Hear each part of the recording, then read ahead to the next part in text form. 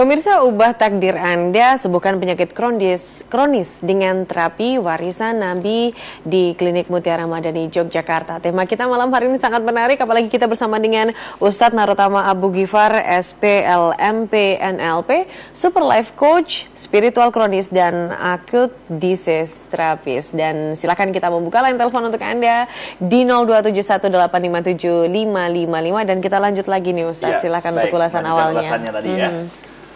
Ketika polutan, ketika racun sudah mulai betul-betul menumpuk di dalam tubuh kita, terkadang bahkan sering yang namanya penyakit itu tidak ujuk-ujuk, tidak tiba-tiba muncul, walaupun ada beberapa pola yang tiba-tiba langsung muncul, contoh stroke dan lain sebagainya.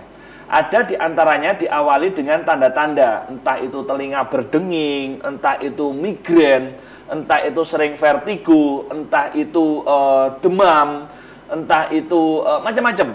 Nah, parahnya banyak orang di masyarakat ketika misalnya seseorang mengalami demam, itu gimana caranya memakai obat anti demam, apapun mereknya.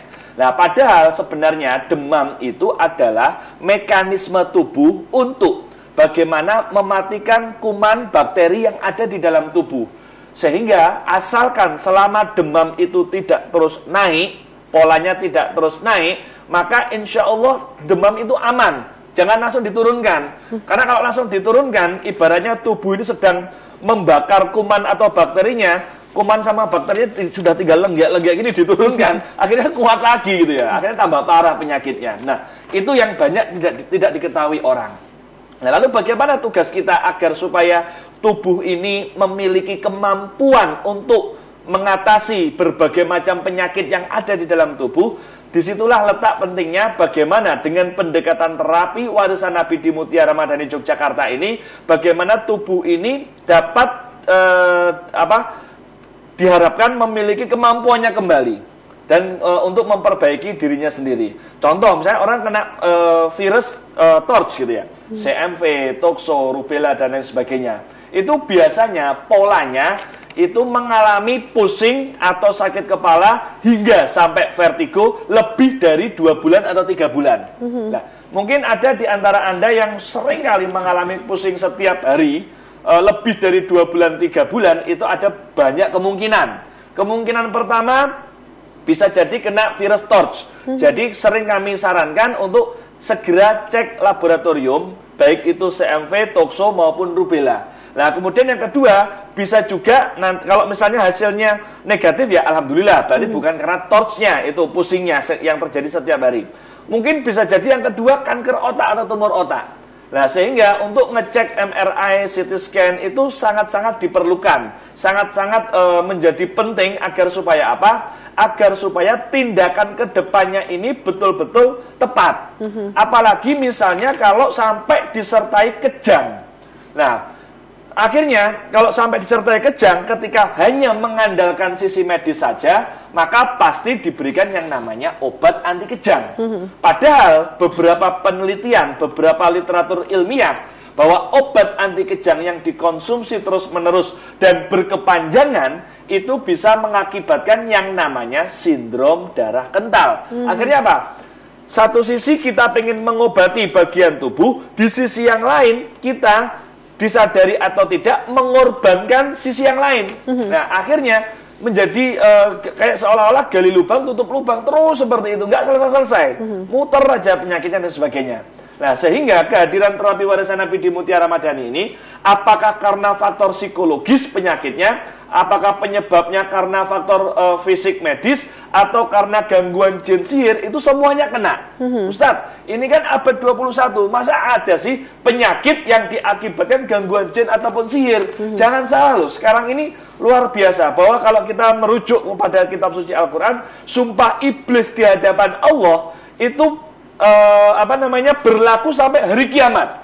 Dan polanya, gangguan jin ataupun sihir yang mulai mengganggu manusia itu tidak harus kesurupan. Itu yang perlu kita garis bawahi.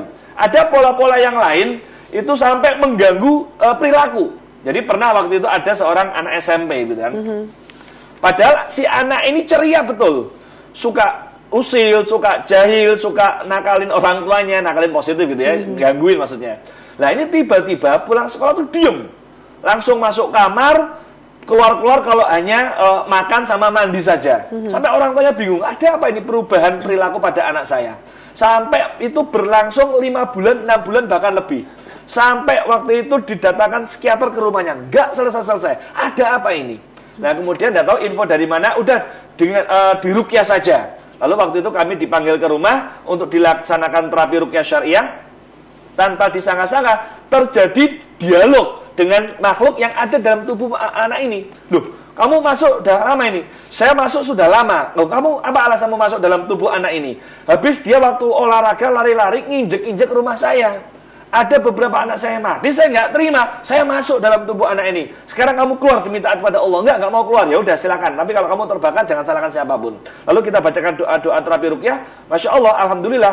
2 kali kunjungan terapi ruqyah syariah langsung anaknya berubah total. Jadi langsung anaknya cerianya kembali, kemudian semangatnya kembali dan lain sebagainya. Padahal selama 5 bulan, 6 bulan ini si anak ini tidak pernah yang namanya kesurupan. Nggak, ketemunya itu gangguan jin. Yang ini adalah salah satu contoh gangguan jin yang sampai mengubah perilaku. Nah, contoh yang lain. Waktu itu ada seorang ibu-ibu secara medis terkena kanker payudara. Sudah operasi, sudah radioterapi, sudah kemoterapi. Jadi tiga hal ini sudah dilakukan oleh ibu ini. Aku nggak sembuh-sembuh. Akhirnya waktu itu datang waktu itu saya diundang untuk kita terapi ruqyah, ternyata terjadi dialog. Loh, kamu ngapain masuk? Saya masuk ini mau merebut suaminya begitu. Tapi sampai saat itu nggak berhasil karena rumah tangganya alhamdulillah ya rukun-rukun aja. Tapi memang kondisi fisiknya betul-betul kena. Nah, akhirnya karena itu sudah mengenai fisik betulan, sudah dioperasi radioterapi dan kemoterapi, akhirnya meninggal, nggak tertolong. Artinya meninggalnya sebenarnya bukan karena gangguan jin sihirnya, tetapi karena kena kanker yang betul-betul fisik betulan. Nah, itu yang harus kita waspadai. Bahwa dalam 3 sisi terapi yang kita lakukan, itu yang pertama sisi rohani dengan pendekatan terapi ruqyah syariah, itu ada 2 manfaat yang bisa segera kita dapatkan. Yang pertama, manfaatnya adalah untuk mendeteksi sakitnya ini, gangguannya ini murni takdir, murni karena faktor psikologis atau fisik, atau karena ada indikasi gangguan jin sihir. Banyak orang nggak sadar, banyak orang nggak paham. Ternyata sakitnya selama ini karena gangguan jin sihir. Padahal nggak kesurupan. Banyak orang nggak sadar perubahan perilaku, entah itu pada anak, entah itu pada suami atau istri pasangan, entah itu pada orang tua mertua. Ternyata efek dari gangguan jin ataupun sihir. Padahal tiap hari nggak pernah kesurupan. Jadi nah ini yang sering kita kampanyekan, yang sering kita sampaikan, komunikasikan ke masyarakat, bahwa gangguan jin sihir itu tidak harus kesurupan, tidak harus teriak-teriak, durun melakukannya mundurnya orang mundur duduk undur gitu ya. Nggak harus seperti itu. Efeknya ada pola-pola yang lain yang sangat lembut yang tanpa kita sadari. Lalu manfaat yang kedua dari terapi ruqyah syariah ini adalah bermanfaat sebagai sebuah terapi.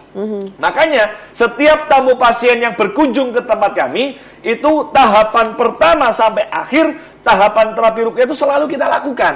Karena apa? Itu bagian dari doa. Ustadz, ini anak saya ataupun misalnya istri atau suami saya kan enggak kesurupan, enggak kena gangguan jin. Kenapa diruqyah? Jangan salah, bahwa terapi ruqyah syariah ini adalah bagian dari doa. Dan perlu kita pahami bersama bahwa ketika kita berdoa dari awal proses, pertengahan proses, hingga akhir proses, berarti kita melibatkan secara total Allah Subhanahu wa Ta'ala dalam proses penyembuhannya. Nah, kalau Allah Subhanahu wa Ta'ala sudah terlibat 100%, maka tidak ada kekecewaan sedikit pun. Maka tidak ada yang namanya grundel ngersulo, salah namanya kalau dalam Islam itu malpraktek dan sebagainya. Tidak ada. Nah, kalau misalnya ada orang sakit, langsung tiba-tiba ke dokter atau rumah sakit, kemudian ada kesalahan dokternya, wah ini gara-gara dokternya malpraktek, enak aja kita menyalahkan. Padahal kami meyakini bahwa yang namanya dokter, perawat atau siapapun, seorang terapis pun sekalipun, pasti betul-betul memberikan yang terbaik atas ilmu dan pengalamannya selama ini. Nah, kalau misalnya terjadi malpraktek, ya itulah manusia. Salahnya sendiri kita, kenapa ketika terapi tidak melibatkan Allah dari awal, pertengahan maupun akhir proses. Nah, itu manfaat yang kedua, bahwa manfaat dari terapi ruqyah syariah itu bermanfaat sebagai sebuah terapi. Lalu kemudian di kunjungan kedua atau ketiga, lalu dilanjutkan dengan tahapan yang namanya terapi herbal. Jadi terapi herbal ini bermanfaat sebagai apa? Untuk bagaimana menormalkan kembali sistem metabolisme di dalam tubuh kita. Jadi kalau kita bicara mekanisme kerja tubuh, tubuh itu sifatnya unik. Dia sesungguhnya memiliki kemampuan untuk merehab dirinya sendiri. Jadi jangan sampai misalnya ada orang sakit jantung, diobati dengan obat jantung, belum tentu jantungnya sembuh dengan cepat, tetapi pasti efek dari obat itu entah itu ke liver, entah itu ke ginjal, entah itu ke yang lainnya. Nah, itu yang harus kita betul-betul berpikir secara bijaksana.